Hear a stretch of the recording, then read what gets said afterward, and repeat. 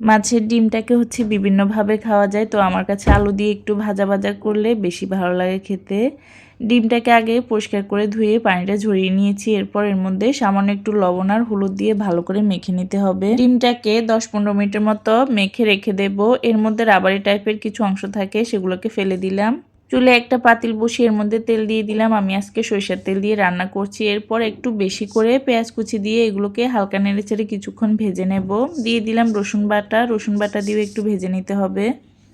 এই ডিম ভুনাতে কিন্তু পেঁয়াজ কুচিটা একটু বেশি দেওয়ার চেষ্টা করবেন, এতে করে টেস্টটা ভালো আসে। তো এরপর সামান্য একটু পানি দিয়ে লবণ, হলুদ, মরিচ আর সামান্য একটু জিরার গুঁড়া দিয়ে মশলাটাকে কষিয়ে নেব।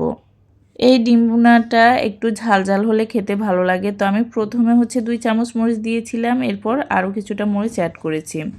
এরপর হচ্ছে কাঁচা মরিচ আর টমেটো দিয়ে একটু কষিয়ে এরপর আগে থেকে মেখে রাখা ডিমটা দিয়ে দিলাম।